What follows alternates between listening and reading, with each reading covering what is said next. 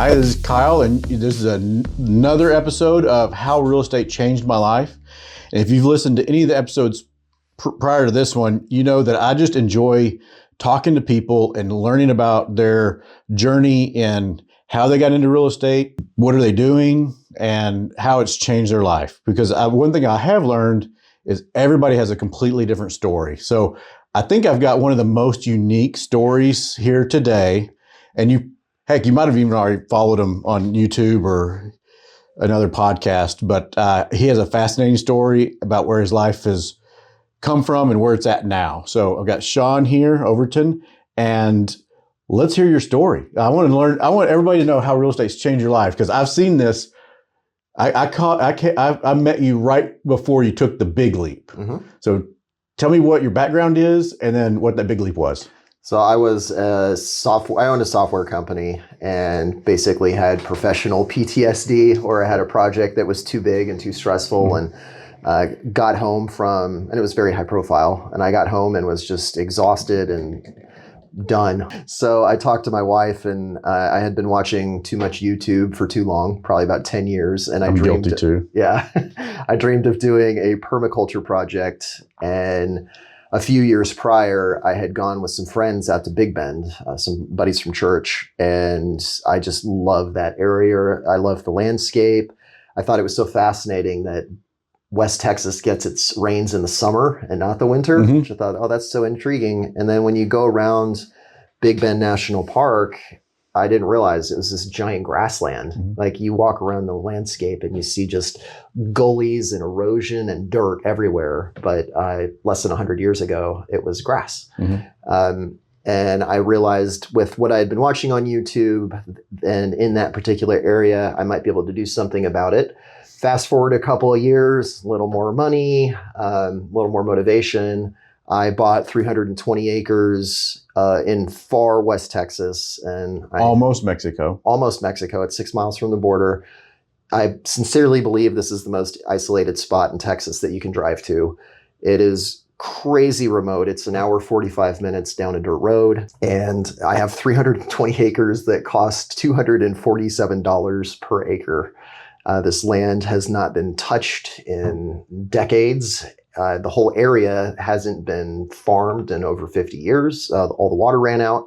And I just happened to think that I might be able to do something about that. So how did you find this property? So there's the immediate way, and then there's I was on Lands of Texas and just kind of like window shopping for half a decade. Like, what are these lands? That's fun. That's a fun thing to do. Yeah, exactly. Yeah. Just, okay, I know where land's trading at, and I knew that I had looked pretty seriously at property in Young County, which is like 2 hours from here, maybe 5 years prior. And that was a couple years before COVID. If I was going to buy property that was within driving distance, it was going to be pre-COVID. I missed the boat. So instead I drive 9 hours to get to my property. And I knew that from that experience of shopping and looking at actual land, I wanted significant acreage. For me, it's just this mentality where if I go to a state park and a camp and I hear the guy next to me running his generator and there's lights until midnight, that drives me nuts. Like, I just want my space. So I wanted a ton of room. I could not possibly afford that kind of acreage near DFW. So I was willing to drive really, really far to get the space that I was looking for. Okay. So you bought it. What was the first thing you thought after you bought it? Was there any like, oh man, what did I just do? Yeah, there's absolutely that that idea. Because when I actually was ready to buy the property, I knew what I was looking for water features and excess and all those things. So, and I'm weird apparently that I actually looked at the property before I bought it. In that area of Texas, most people don't even look at the property. I know people that have owned their property for 20 years that I've talked to on the internet. They've never actually been to it. So I went and looked. I knew what I was getting into. It was really hard to get there. And then I paid for it. And then I bought a second half. So I bought 160 acres and then bought the adjacent 160 acres. And then you kind of like the excitement wears off a little bit. And then, uh-oh. That's a commitment. Yeah. It's like you just jumped in. So what have you been doing with it? A lot. It's been this slow process where my goal is not to be an off-gridder. I like spending time out there, but I also like people. I like my hobbies in the suburbs. So I'm not trying to escape. It really is focused on revegetation, but because it's so remote, I have to off-grid. I have to figure out how to run electrical systems and solar systems and how to build shelter affordably and how to start growing the things that will eventually result in food. And I think it's important before we get too far down this to let people know you've documented this whole time. Like, so all this is documented and it's on YouTube and it's dustups. Is that what it is? Dustups, Texas. So it's fascinating to watch. And I hate to interrupt. I just want to make sure that we got that out there first. So, but yeah, keep going on your story about what you've been doing out there. So I documented it from day one, and the whole promise of the channel is that I'm learning on camera because I'm completely unqualified to be doing what I'm doing. But I mean, that's what hooks people is that it's a really authentic experience of I'm a white collar professional from the suburbs, didn't know a thing about managing equipment, and now I'm in the middle of the desert running a bulldozer and hauling water. And you have people all over the world that get in on YouTube and bring ideas to you or show you, hey, this is what this guy did in Dubai, or this guy does this. And it's very fascinating how, like, there's people vested in you. And Completely. Yeah, it's really interesting. Right now on the ranch, there's a young man that came from Germany, and he's been out there for coming up on 2 weeks now, where, like, I think he's probably had the most bizarre American experience that he could possibly have. But you know what? That's probably what he thought of America or Texas. They're like, oh, it's just a big desert. Yeah. And then he got it. Oh, he got the yeehaw Texas cowboy experience. I mean, it's totally remote. Yeah. There was a gunfight a couple of weeks ago, so he's listened to Border Patrol explain all this. It's craziness. I think one of my favorite episodes, because I'm not as much into the terraforming, because I'm like, I don't like it. That just doesn't appeal to me as much. But what appeals to me is, like, especially the episode where you had Immigrant that you picked up. So tell us about that. I just think that's fascinating. It's a bizarre thing because it's whack-a-mole with immigration on the border. So when Border Patrol is heavy on the enforcement in El Paso, then it pushes a lot of the traffic out in the middle of the desert. And then, of course, I'm in the middle of the desert. I'm on this road that it makes sense for the smugglers to use as not the road itself, but as a guidepost so they don't get lost. And what happens is that I have this ebb and flow where I literally won't see anybody for 6 months, and then we're saving people's lives. Where, like, we had one guy in the episode you're talking about, there was a freak heat wave in May, and this guy was walking across the desert in 110-degree heat with a bottle of water. And nobody else. It was just him. It was just him when we found him. And he told me, because I speak Spanish, and he told me that his cousin was with him and he had separated. And the reason they had separated is because the third guy in their group died of dehydration the night before. So sad. Yeah, it's just... I literally, after that whole experience, I was firing up my bougie coffee that I hand grind, just like, this is such a bizarre We are life so blessed to be here. And what people go through to get here should resonate with the people that are here already, to understand what they go through. I've got some stories from subcontractors that I've hired that is like, it's scary what they go through. It's extremely scary. Yeah. And it's not the weather. It's not the desert that makes it scary, but it's the drug dealers, the coyotes, and everybody that basically get kidnapped on their way here, and then they held hostage. It's scary stuff that I've heard firsthand from people. Yeah, and like my area, so we had that experience about 2 years ago, and then it's been pretty quiet up until just now, where there was an actual gunfight with units maneuvering against each other, and Border Patrol witnessed the gunfire in addition to one of my neighbors. Thankfully, I'm not right on the border where they're fighting. My neighbor swears that this was on the American side of the border. Border Patrol thinks it was on the Mexican side. But there's been a lot of very, let's just say that my neighbors witnessed violence directly against the local villagers that have been pushed out by the cartels, that this is one of their active smuggling routes. And it's changed my opinion on things. I'm generally very libertarian, like, you know, there needs to be a victim for crimes. But when I see how evil the cartels are, you just, it's different when you have some tangible connection to it and you see like these people are being forced from their homes so that this militant group can control this territory through violence and use a smuggling route into the United States to make money. It's crazy. Bizarre to be around. It's really bizarre. Oh, so and I'm in by choice. Let's talk about some of the fun stuff. So your projects, you've done a lot of projects on there to kind of change the ecosystem of the area. So tell me about a couple of what you are hopeful or maybe some wins that you've had, because there's like no rain out there. No, like we literally, the timing's really bad too, because when I bought the property, we had this freak rain year, but I was in the middle of learning and transit. You know, I wasn't able to do anything to take advantage of the rain. And now that we're actively planting, we're in the worst drought category that exists.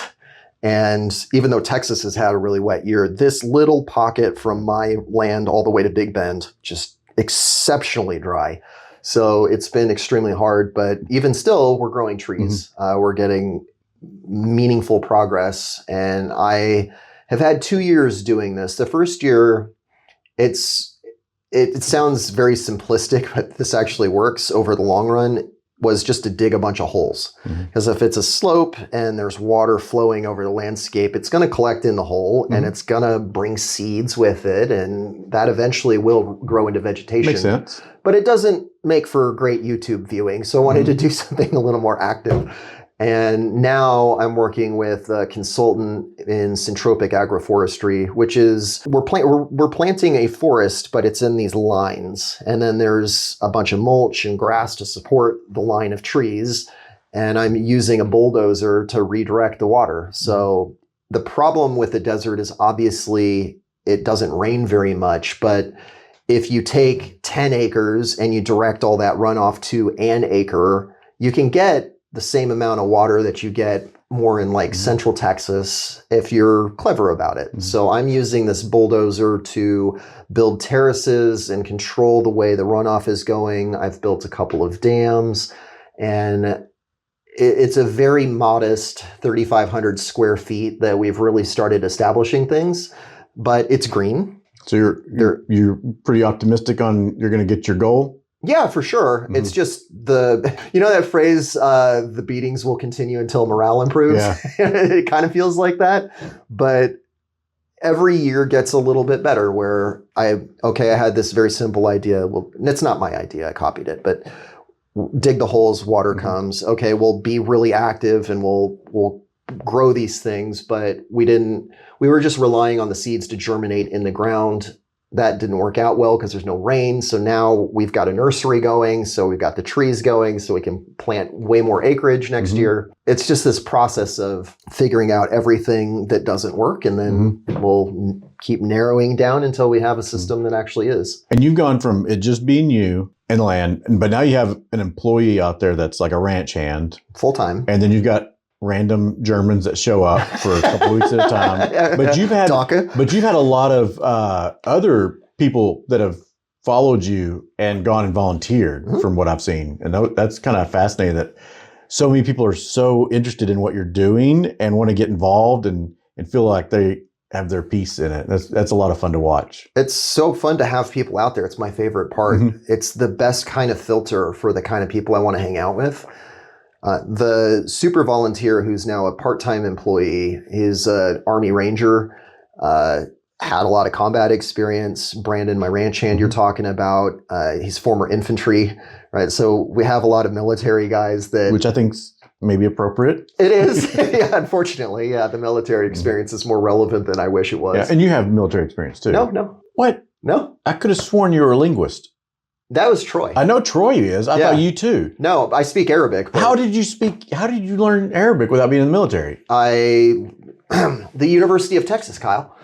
I went to UT and So studied you Arabic. wasted all that money? Yeah. A&M, you probably could have got into A&M. You're a smart guy. Okay. Well, anyway. All right. That's a crazy, like, Yeah. I could have sworn you got that to the military. Okay. No, I graduated UT. I had a minor in Arabic and a major in history. I wanted to use my Arabic. I had done a study abroad while I was in university, but when I graduated, my Arabic was enough to order a cab and get around town, but it wasn't great. Mhm. So I moved to Yemen for 6 months. And granted, this is in 2003, but in 2003, Everybody knows where that is now. Nobody yeah, knew they that do. then. Yeah, that friend's joke is long. It doesn't work anymore. I had, for $6,000, I got round trip airfare, rent, a private tutor for 4 hours a day, all of my food, 2 trips, everything, all expenses for 6 months of full-time Arabic study. Wow. So, and Yemen is the one place on earth where you can legitimately go to learn Arabic because in my opinion, it's the dialect that's closest to classical Arabic, which is what you would study in university. And then the second is that just nobody speaks English. I mean, like they want to practice. So it's, hello, how are you? My name's Muhammad. And then they're just kind of out of words to say. So you get to practice your Arabic and the conversation is going to continue. That's an amazing experience. Yeah, it's crazy. When I landed, so it was exactly like buying the land, where I'm flying over Sana'a, which is the second continuously inhabited city on Earth. And the architecture in the old city is like gingerbread houses. I don't know if you can picture a city of gingerbread houses. We're coming up on Christmas. So yeah, kind of. Yeah, a little bit. So I can... But picture this like in mountains that resemble Afghanistan or even West Texas. You have all these gingerbread houses and we're flying 1,000 feet over them. Like you can see into the town and I'm thinking, what have I done? I'm going to live here for 6 months. What did your parents say? Oh, they were beside themselves. But I was like, I'm doing this. I was 22 or 23 and it's like, it's my money. Yeah, that's awesome. And I did that for 6 months, came home, tried to find a job and couldn't. So I went back and I taught English for another 9 months or a year or something like that. And by the time I came home, my Arabic was definitely not native level, but it was good enough to get a job. I worked as a Forex broker and spoke Arabic half the day and would talk about trading foreign currencies in Arabic with customers in the Gulf. Do you think the Yemen experience with what I picture as a desert environment, do you think in any way that's maybe why you picked the West Texas property? I mean, I'm definitely a desert rat at heart. I remember my grandfather was, when I was really young, lived in Palm Springs, and I remember riding around in a dune buggy and shooting guns. And so that the desert's always appealed to me, and I'm sure that has something to do with my interest in Arabic, is just the romanticism of deserts.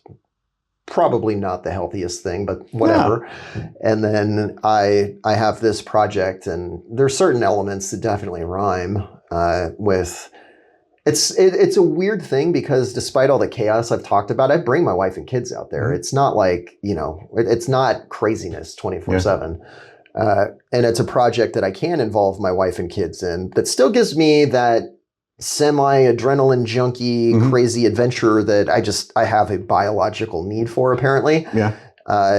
But without harming my wife and kids in the process. Like I can do this at home, and somehow we've made this a job now. Yeah. And isn't that amazing that you've turned it into? That's why I want to talk about this. I know you got some rental houses and all, and that's cool. But this has really changed your life and actually become your life. But, yeah, it has.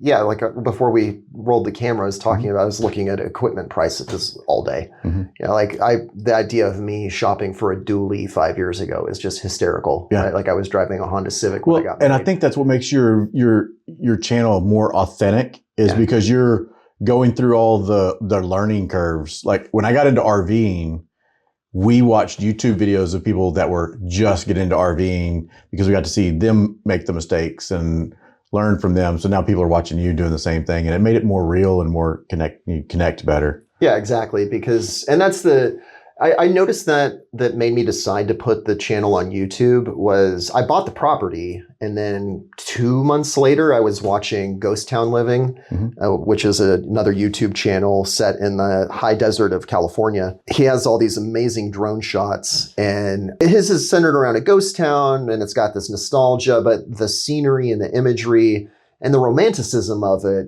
reminded me of what I'm doing. And I realized, you know what, I bet this would do really, really well as a YouTube channel. So just totally. Well, I know all the guys in our CEO group that we're in, that's how I know you, is like they want to hear about it. What's the next story? What's your adventure? What happened to you? Did you make a horrible decision? Did you make okay? What, like, we all want to know. So that should reinforce that, it'd make an awesome YouTube channel. Exactly. I mean, for better or worse. Because we're living vicariously. Like, I don't want to live in a desert, but all of us in that group, we're behind the computer working and doing the boring lifestyle stuff. And there's a little vicariousism, which I think a lot of your viewers, you've found out, are trying to live vicariously. 100%. Yeah. Like there's a small group of the viewers that are ranchers and heavy equipment operators and nurserymen that have real skill sets that I need their help. But that's a small fraction of the audience. Most of the people watching, it's exactly what you said. It's vicarious living. But you told me it was it tech workers? A lot of Isn't programmers. That amazing? I never would have thought that. A lot of programmers will watch the channel. Yeah. Because it's exactly like we mentioned Troy. Troy goes from owning a software consultancy to starting a glass manufacturer. And he also ranches. That's his version of what you're doing. That's his version of what I'm doing. And then I was having all these crazy projects, but fundamentally I'm stuck in an office behind a computer and I'm very high energy. I need to move.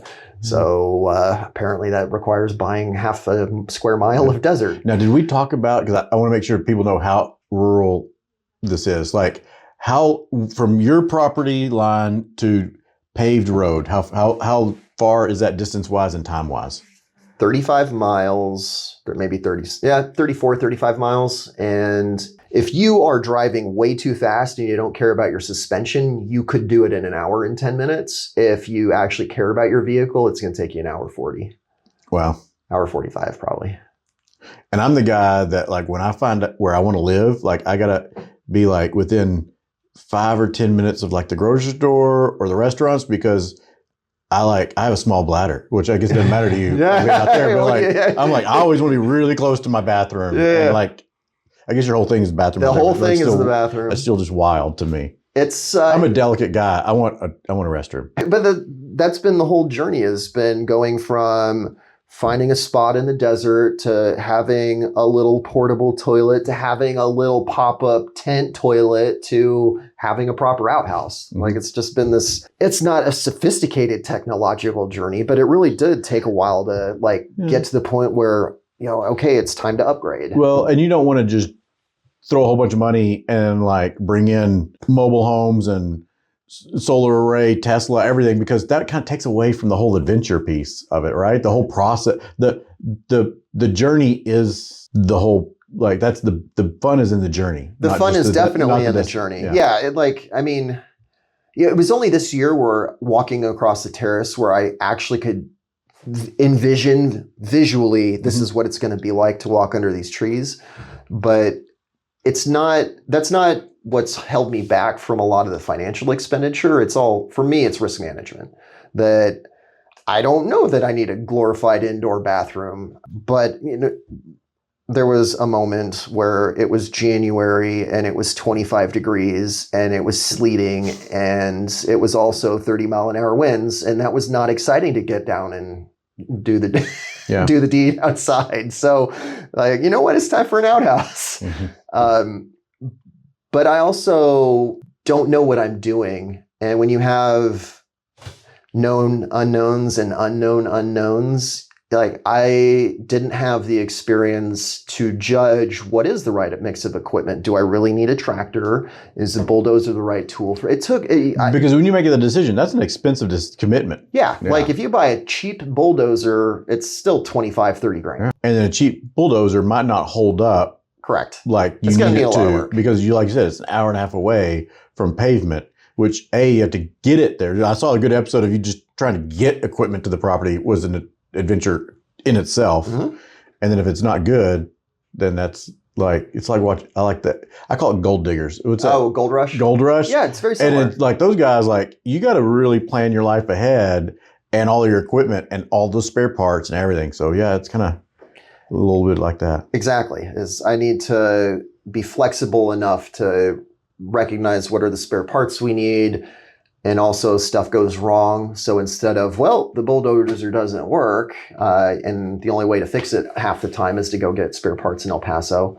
So how do we adapt the plan? What should we work on instead? That if you get stuck in this rigid construction mindset where this has to happen in this order, you're just going to be very frustrated because it's a curveball environment, and you really just have to absorb the blows and think about how to keep marching forward intelligently, or at least without getting knocked down. But if you get knocked down, the ratings go up, so it works out. Everybody loves watching a train wreck. You know, it's funny. I always thought I was kind of I don't mind playing the ham that if I do something dumb, I'm willing to put it on YouTube. I'm not going to do it on purpose for views, but like I think there was one incident that I thought was super interesting where I brought out 100 gallons of diesel and I had this fuel tank in the back of my pickup and I didn't strap it down, and it slid out knocked the tailgate down, and I had 100 gallons of diesel sitting in the middle of the road in the worst possible spot.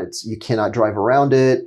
How am I going to move the 700 pounds of fuel? And I wound up like using the bulldozer like a forklift and tying it to the blade. And I thought that was super interesting. And the episode did awful. So that's a great question. So or leads to a great question. What are some of the top episodes or the top topics that people have been drawn to on your channel? Always plants and water. Okay. So there's a small group of people that are interested in the equipment and the immigration issue and the off-grid living stuff. But fundamentally, if I produce an episode that doesn't center on plants or water, the views are going to be pretty low.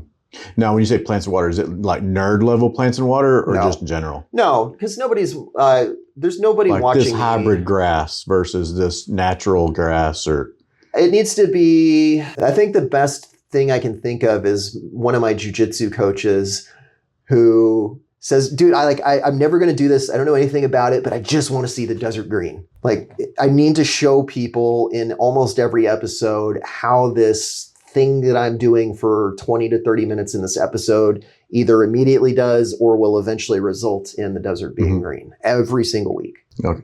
That's awesome. Kind of, but it's hard. No, I just think plants don't get green in a week, so it's very hard to do that. I love the project. I think it's amazing. And what I really think is awesome is like you've made it into a profession. Like the property is your life now, as opposed to just buying property. So then most people just buy something and sit on it and let it appreciate or whatever. So I think it's pretty fascinating.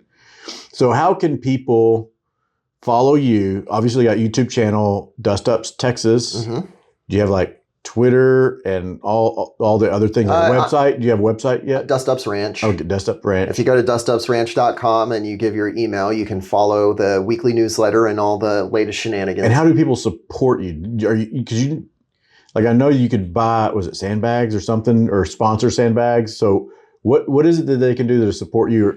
You can go on buymeacoffee.com/dustups and you can become a monthly patron or subscriber.